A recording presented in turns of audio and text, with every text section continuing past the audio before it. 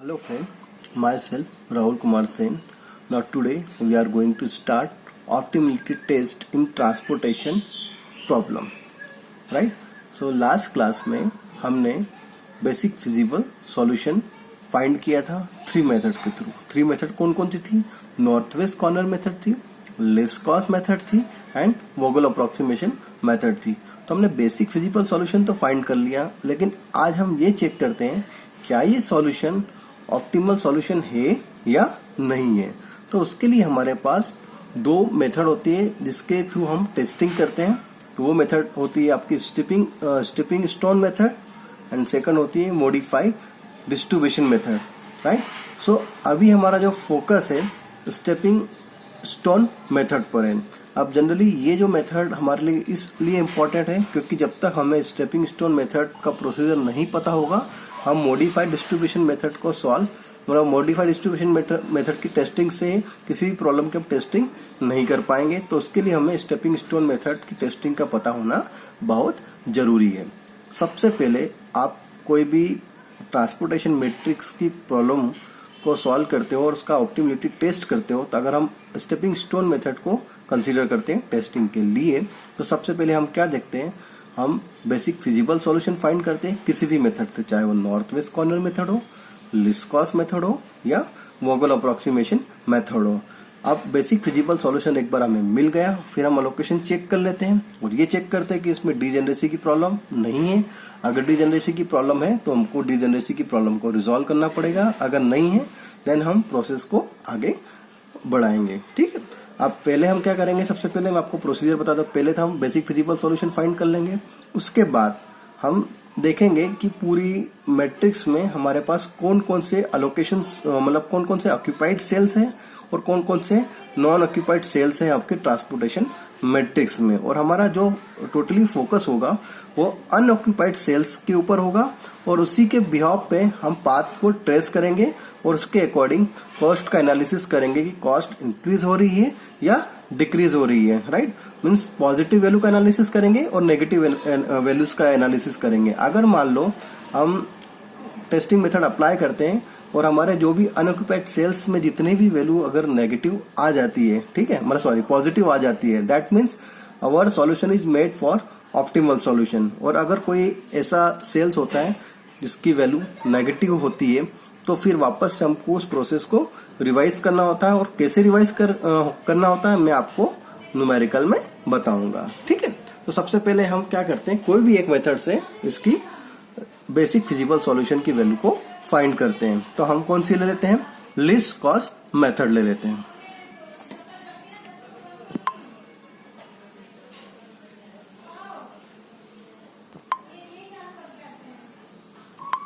Okay. सो ये हमारे पास है सप्लाई एंड ये है हमारे पास डिमांड. ठीक है. तो लास्ट टाइम हमने लीस्ट कॉस्ट मेथड तो पढ़ा ही था. अब सबसे पहले लीस्ट कॉस्ट मेथड में हम क्या करते हैं कि हमारे इस पूरी मैट्रिक्स में मिनिमम वैल्यू कौन सी है, तो I think 6 is the minimum value in this transportation matrix. So हमारे पास डिमांड है 180, सप्लाई है 200. तो हमने 180 को यहाँ पर असाइन किया तो ये हो गया 0. तो रिमाइंडर कितना बचा, 20. राइट. सो अब हम क्या करेंगे, इसको कैंसिल कर देंगे. अब यहाँ पर लिस्ट कॉस्ट वैल्यू देखते हैं. तो लिस्ट वैल्यू कौन सी है, आई थिंक 7. अब देखिए सप्लाई में कितना है 20 और डिमांड में कितना 320. तो मैं क्या करूंगा, यहाँ पर 20 को असाइन कर दूंगा. तो ये हो गया 0 और रिमाइनिंग कितना हो गया 300. तो ये वैल्यू भी मेरी मीन्स ये लाइन भी कैंसिल. अब उसके बाद लिस्ट वैल्यू कौन सी है 8. तो 8 देखिए, अब 8 के सामने यहाँ पे 300 और ये 350. तो लिस्ट वैल्यू कौन सी, सप्लाई एंड डिमांड में 300. तो मैंने 300 को मेंशंस किया. तो ये हो गया 0 एंड ये हो गया आपका 50 कंप्लीट. अब उसके बाद लिस्ट वैल्यू कौन सी है 10, 12 एंड 13. तो 10 least value 150 and 500. Demand 150, supply 500. तो 150 मैंने असाइन किया. ये हो गया 0, ये हो गया 350. राइट. और उसके बाद इसको भी कैंसिल कर दिया. अब 12 एंड 13. 12 के सामने देखिए डिमांड 50, सप्लाई 350. तो लेस इज 50. सो हमने असाइन कर दिया 50 को. तो ये हो गया 0. तो ये कितना हुआ आपका 300. कंप्लीट। सो इसको भी मैंने कैंसिल कर दिया। उसके बाद अब बचा 13 300 और 300, supply and demand both are equal, जैसे कि हमने लास्ट क्लास में पढ़ा था। तो ये 0 एंड 0, तो ये भी कैंसिल और ये भी कैंसिल। ठीक है। सो आपकी जो टोटल कॉस्ट वो कितनी हो जाएगी, अब इसको आप देखते हो तो टोटल कॉस्ट कितनी हो जाएगी, ये हो जाएगी हमारी total cost 10 multiply 150 plus 12 multiply 50 plus 13 multiply 300 plus 8 multiply 300 plus 6 multiply 180 plus 7 multiply 20। तो टोटल कॉस्ट हो जाएगी हमारी, ये हो जाएगी हमारी 9480 रुपीज। तो ये हो गई मेरी फर्स्ट स्टेप। किसके लिए हो गई, बेसिक फिजिबल सॉल्यूशन। तो बेसिक फिजिबल सॉल्यूशन हमको कितना मिला इस पर्टिकुलर प्रॉब्लम के लिए, 9480, राइट। अब उसके बाद हम स्टेपिंग स्टोन मेथड अप्लाई करेंगे। ठीक है। सो स्टेपिंग स्टोन मेथड,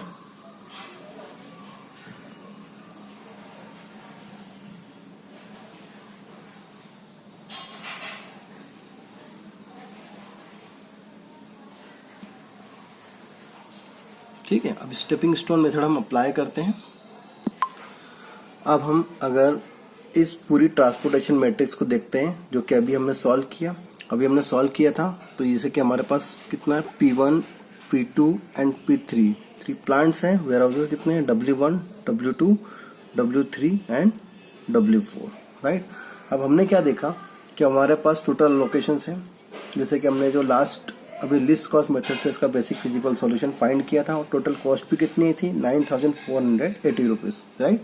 अब हमें क्या देखना है कि यहाँ पर टोटल लोकेशंस कितने हैं, 1, 2, 3, 4, 5 एंड 6, जो कि m+n-1 की क्वेश्चंस को फॉलो करते हैं।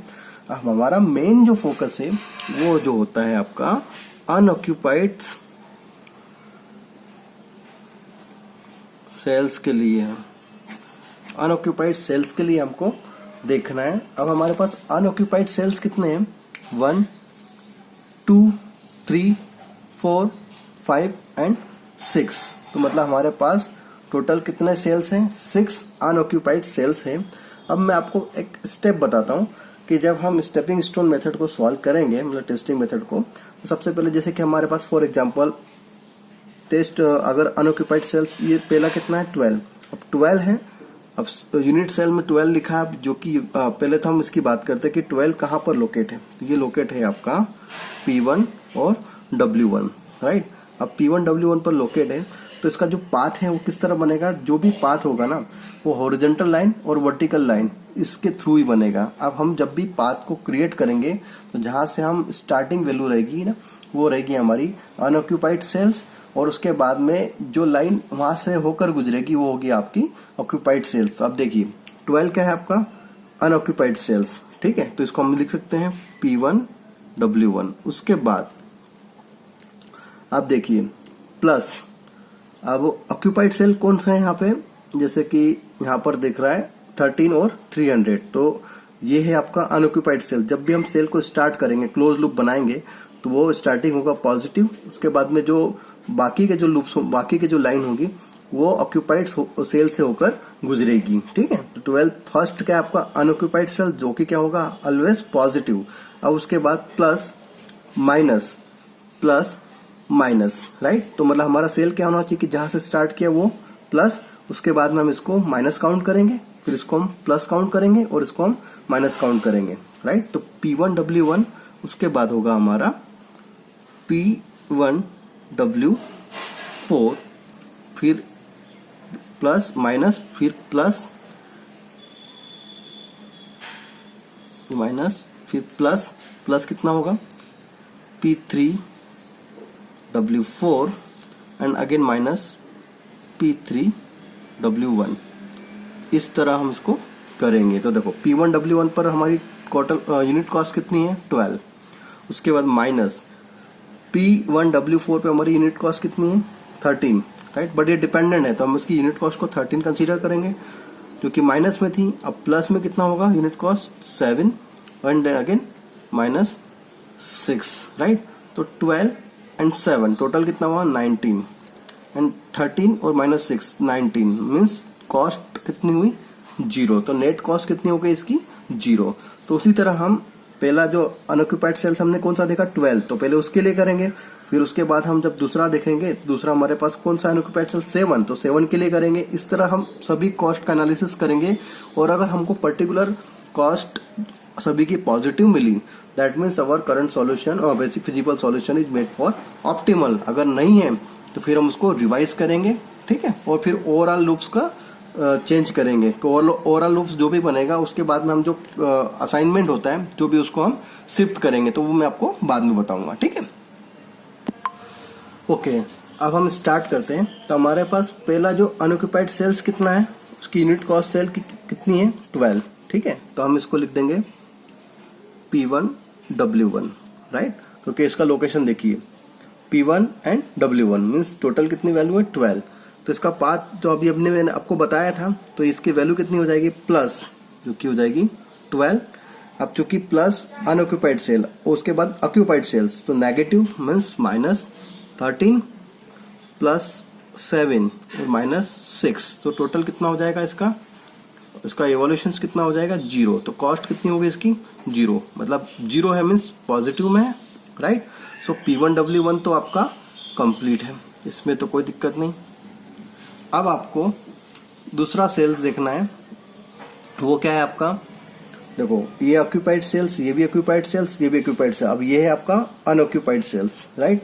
अब ये अनऑक्यूपाइड सेल्स है, अब इसको आप कैसे पाथ को क्रिएट करोगे, देखो जो अनऑक्यूपाइड से स्टार्ट होगा प्लस, उसके बाद में दूसरा क्या होना चाहिए occupied cells, plus minus plus minus plus, इस तरह हो सकता है। अगर मान लो मैं इसको ऐसा करता हूँ 7 प्लस, तो यहाँ पर माइनस, लेकिन अब यहाँ पर क्या होना चाहिए अलोकेशन होना चाहिए, जो कि नहीं है, तो यहाँ से हम इसको स्टार्ट नहीं कर सकते।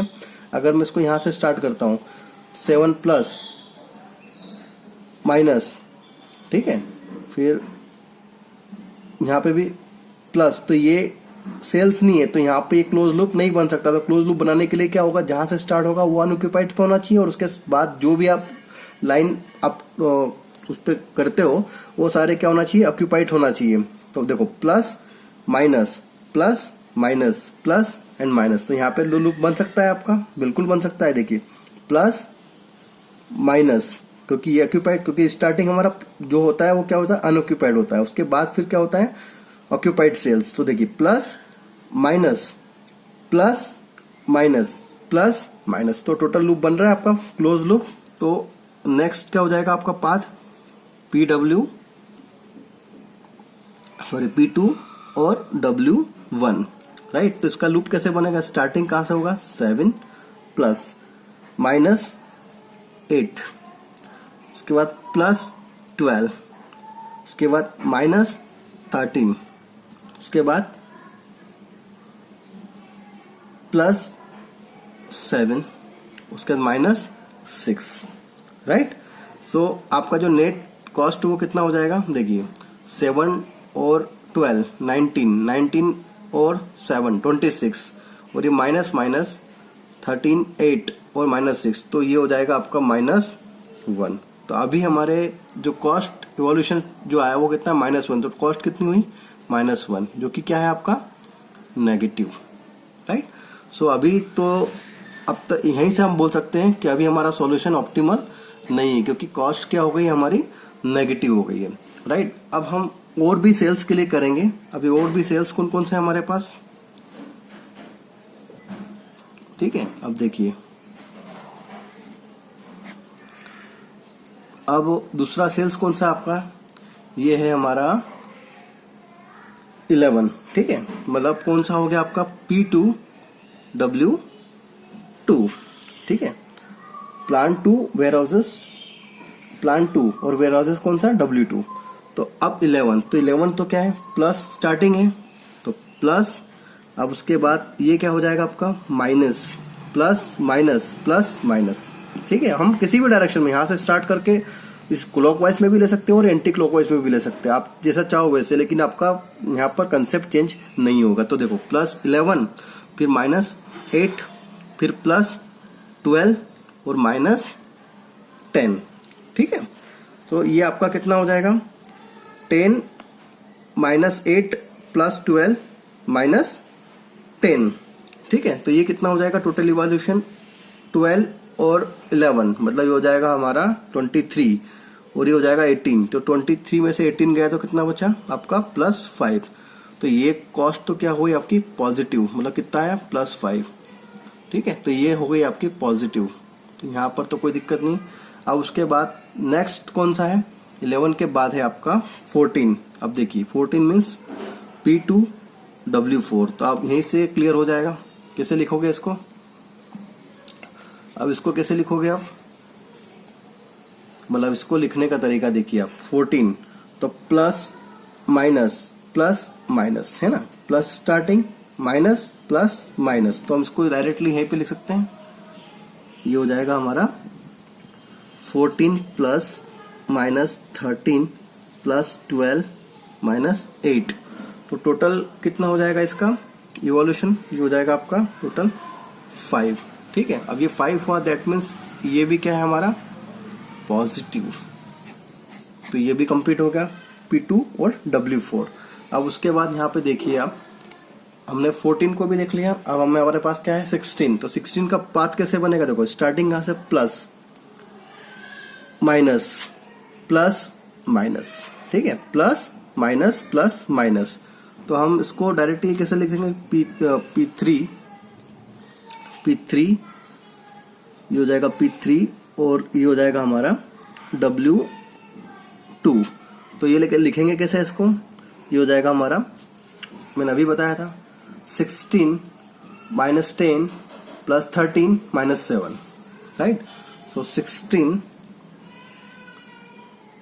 Minus 10 right plus 13 minus 7। ठीक है, तो अब इसका इवोल्यूशन देखता हूं, तो ये कितना होगा +12, जो कि क्या है 12 पॉजिटिव, राइट।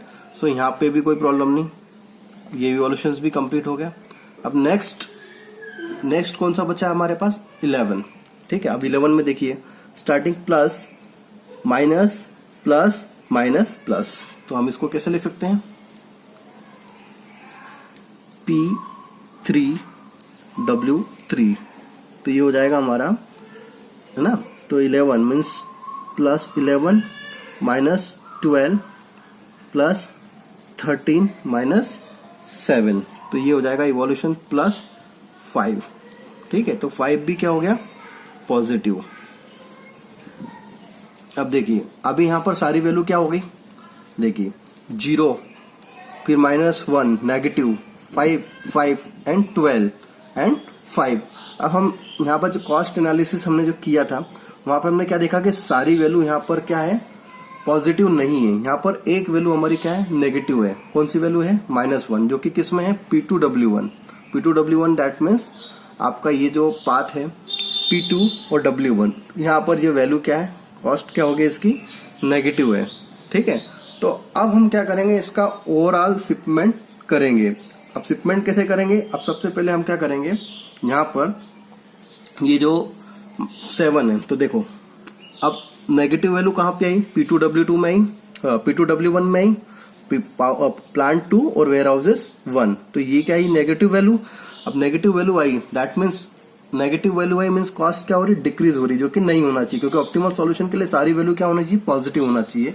तो हम इसका ओवरऑल शिपमेंट करेंगे, तो पहले लिख देते हैं 7 राइट, उसके बाद फिर क्या था आपका 8 और ये कितना था आपका 300 राइट, उसके बाद ऊपर कितना था 12, ये था आपका 50, ये था आपका 13 300, उसके बाद था ये जस्ट नीचे 7 200 और ये था 6 180 right.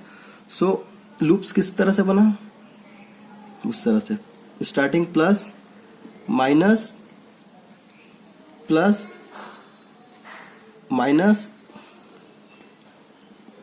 Plus and finally minus. ठीक है, अब देखिए अब यहां पर लूप्स कैसे बना, प्लस जो मैंने लास्ट टाइम आपको बताया था, plus minus plus minus plus minus plus, ठीक है। तो इसी according plus minus plus minus plus minus, चाहे क्लॉकवाइज ले लो या एंटी क्लॉकवाइज लो, कोई फर्क नहीं पड़ना है, ठीक है। अब मैंने आपको क्या बताया था कि यहाँ पर जो वैल्यू है नेगेटिव आई थी, कितनी वैल्यू आई थी? -1, -1 आई। अब जरूरी नहीं कि -1, अगर मान लो यहाँ पर -1 -3 या -4 वट, अगर एक से ज्यादा नेगेटिव वैल्यू होती तो मैं मोस्ट नेगेटिव वैल्यू को मैं कंसीडर करता और उसके अकॉर्डिंग उसका ओवरऑल लूप्स को क्रिएट करता। तो अभी हमारे पास एक ही नेगेटिव वैल्यू है तो मैंने इसी पर लूप्स बनाया, तो ये लूप्स बन गया, ठीक है।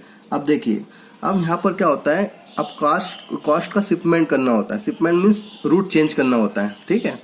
रूट को चेंज करेंगे तभी आप आगे की प्रोसीजर को कर सकते हैं। तो आप ये देखिए कि हमारे पास जो भी असाइनमेंट है, राइट, जितने भी असाइनमेंट है, तो हमको असाइनमेंट में से जो नेगेटिव साइन वाले जो असाइनमेंट है ना, तो नेगेटिव साइन में से मिनिमम वैल्यू कौन सी है? तो देखो, नेगेटिव साइन में एक तो हमारे पास ये 13 में 300 असाइनमेंट है, और एक है 6 में 180 असाइनमेंट है, और एक 8 में 300 है। तो हमारे नेगेटिव जो वैल्यू मतलब मिनिमम वैल्यू है वो है हमारे पास 180, राइट। तो हम क्या करेंगे, इस 180 जो नेगेटिव वैल्यू है ना 180 को, जहां पर माइनस साइन है वहां पर तो उसको सब्सट्रैक्ट कर देंगे, और जहां पर भी पॉजिटिव साइन है वहां पर ये क्या हो जाएगा, ऐड हो जाएगा। तो इससे आपका जो ओवरऑल रूट है वो चेंज हो जाएगा। कैसे?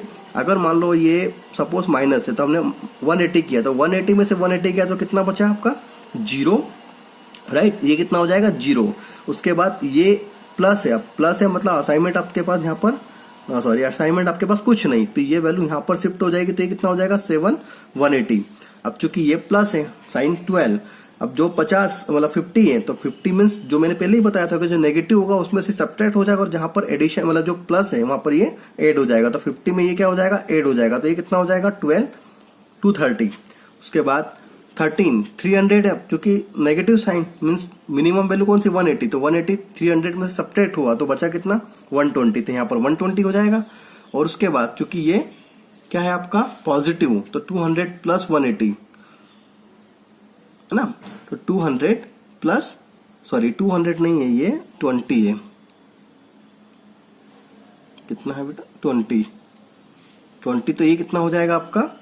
टोटल 200 हो जाएगा, ठीक है। तो आपका पूरा ओवरऑल लूप क्या हो गया? पूरा चेंज हो गया, ठीक है। तो मैं इसको आपको, आप जो इसकी जो मैट्रिक्स में जो अलोकेशन है उसमें पूरा चेंज आ जाएगा। चेंज कैसे हो जाएगा कि यहाँ तो कोई प्रॉब्लम नहीं कि 10 150 एज इट इज, चेंज कहाँ है? यहाँ पे होगा जहाँ पर 12 और 50 है, तो 50 की जगह कितना हो जाएगा? 180 वैल्यू को हम यहाँ ऐड कर देंगे, तो ये हो जाएगा 230। यहाँ पे कितना हो जाएगा? 300 में से ये सब्ट्रैक्ट हो जाएगा, तो ये हो जाएगा आपका 120। फिर उसके बाद यहाँ पर ऐड हो जाएगा तो 7 और 200 हो जाएगा। उसके बाद में 6 180, तो 180 में से 180, तो ये तो हो जाएगा 0, और यहाँ पर कुछ नहीं है, तो ये कॉस्ट मतलब ये असाइनमेंट यहाँ पर शिफ्ट हो जाएगा, तो ये हो जाएगा आपका 180, राइट। सो अब ओके, तो अब आप देख सकते हो, तो देखिए यहाँ पर कॉस्ट में चेंज कितना है कि 10 150 एज इट इज, 1250, तो यहाँ पर 1250 मीन्स यहाँ पर ऐड हो जाएगा, तो ये कितना हो जाएगा? 230, 13, तो 300 में से 180 सब्ट्रैक्ट तो 120। उसके बाद 7 180, क्योंकि यहाँ पर कुछ नहीं था, तो ये कॉस्ट जो है, जो मतलब ये जो अलोकेशन जो असाइनमेंट का वहां पर शिफ्ट हो जाएगा, तो ये हो गया 180, 11 एज इट इज, 8 और 300 में से 180 सब्ट्रैक्ट हुआ, तो ये कितना हुआ? 120, 40 एज इट इज, और जो 6 180 माइनस 180, तो ये कितना हो जाएगा? 0, 16, 11, 7, ठीक है। तो उसी तरह हमने यहाँ से जो अलोकेशन से पूरा रूट को क्या कर दिया? हमने चेंज कर दिया, तो हमें एक नई मैट्रिक्स मिल गई है। तो देखिए आप, अब इस मैट्रिक्स में आप नेक्स्ट स्टेप, ये सेकंड मतलब ये स्टेप 2, अब स्टेप 2 में हम टोटल कॉस्ट देखेंगे। तो टोटल कॉस्ट निकालेंगे, जैसे हम निकालते हैं, तो वो कितनी हो जाएगी? 9440 रुपीज, राइट। अब हम इसके लिए भी चेक करेंगे, इस न्यू मैट्रिक्स के लिए, क्या ये ऑप्टिमल सॉल्यूशन के लिए है या नहीं है। तो वही प्रोसेस हम स्टार्ट करेंगे जो भी हमने पिछली बार करी थी, ठीक है, और उससे हम पता करेंगे कि ऑप्टिमल टेस्ट के लिए बनी है या नहीं है। ओके, तो हमारे पास सेल्स कौन सा है आपका? P1 W1। अब देखिए यहाँ पर पहली वैल्यू कौन सी है? 12 माइनस दूसरा हो गया आपका 12 प्लस माइनस प्लस माइनस, तो 12 माइनस 12 प्लस 8 माइनस 7, तो इवोल्यूशन कितना हो जाएगा 12 12, तो ये तो 0, 8 माइनस 7 तो प्लस 1, तो आप देखिए यहाँ पर वैल्यू क्या है आपकी पॉजिटिव, तो ये हो गया P1W1 का। अब यहाँ पर उसके बाद नेक्स्ट जो इवोल्यूशन अनऑक्यूपाइड सेल्स कितना है 11 मीन्स ये हो गया आपका P2W2, तो ये कितना हो जाएगा plus minus plus minus plus, right, तो ये हो जाएगा 11 माइनस 10 प्लस 12 माइनस 8, तो आप यहाँ पर देखते हो तो ये कितना हो जाएगा टोटल प्लस 5, तो वैल्यू क्या हो गई प्लस 5 जो कि क्या है पॉजिटिव, राइट। अब उसी तरह 11 का हुआ, उसके बाद हम 14 को देखेंगे, तो 14 का कैसा होगा प्लस माइनस प्लस माइनस, तो हम उसको कैसे लिख सकते हैं P2, ये हो जाएगा आपका W4, राइट, P2W4, तो ये हो जाएगा 14 minus 13 plus 12 minus 8, right, plus minus sorry plus minus plus minus, तो ये कितना हो जाएगा प्लस माइनस माइनस प्लस, तो 14 माइनस 13 प्लस 12 और माइनस 8, तो ये भी कितना हो जाएगा प्लस 5, तो प्लस 5 दैट मीन्स पॉजिटिव, ठीक है। सो उसी तरह हम सभी का करेंगे 6, 16 और 11 का भी करेंगे, तो अब मैं आपको डायरेक्ट कर देता हूं यहाँ पे, तो आपको जल्दी पता चल जाएगा। सो अब नेक्स्ट है हमारा इवोल्यूशन 6, सो 6 मीन्स ये हो गया आपका P3 ये W1, तो देखिए 6 means plus minus plus minus plus minus, clear.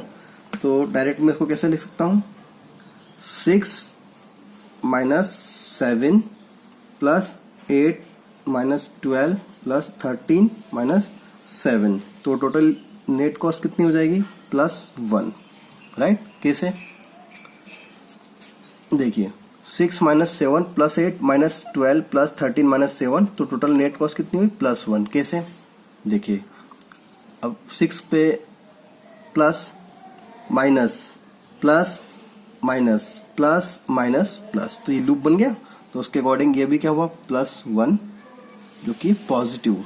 अब आपके पास नेक्स्ट कौन सा है आपका 16 है ना, तो P3W2 दैट मीन्स आपको यहाँ पर 16 plus plus minus plus minus plus, ठीक है, तो ये कितना हो जाएगा 16 माइनस 10 प्लस 13 माइनस 7, तो ये टोटल जो इवोल्यूशन कितना होगा इसका ये हो जाएगा आपका 12, कितना हो जाएगा 12 जो कि क्या होगा पॉजिटिव, तो ये भी पॉजिटिव। अब लास्ट कौन सा बचा है आपका 11, तो 11 में भी चेक करेंगे, देखिए प्लस माइनस प्लस माइनस बन गया लूप, सो देखिए P3W3, राइट, तो ये हो जाएगा 11 माइनस 7 प्लस 13 माइनस 12, तो ये हो गया इक्वल नेट कॉस्ट कितना हो गया आपका प्लस 5, तो ये प्लस 5 जो कि क्या हो गया पॉजिटिव। तो अब आप देख रहे हो कि सभी कॉस्ट क्या हो गई आपकी पॉजिटिव आ गई, दैट मीन्स कि जो स्टेप है जिस स्टेप में हमारा जो ट्रांसपोर्टेशन मैट्रिक्स है वो स्टेपिंग स्टोन मेथड के लिए राइट है, और यहाँ पर हमने टेस्टिंग करी कि सारी वैल्यू क्या हो गई पॉजिटिव आ गई, that means solution is made for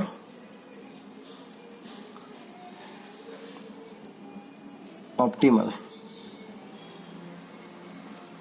right. So अब हम बोल सकते हैं कि ये जो सॉल्यूशन है वो ऑप्टिमल सॉल्यूशन है। तो इसी के साथ हमारे स्टेपिंग स्टोन मेथड की टेस्टिंग भी कंप्लीट हो गई, ठीक है। सो आप लोगों को समझ में आ गया ये उम्मीद मैं करता हूँ। Thank you very much.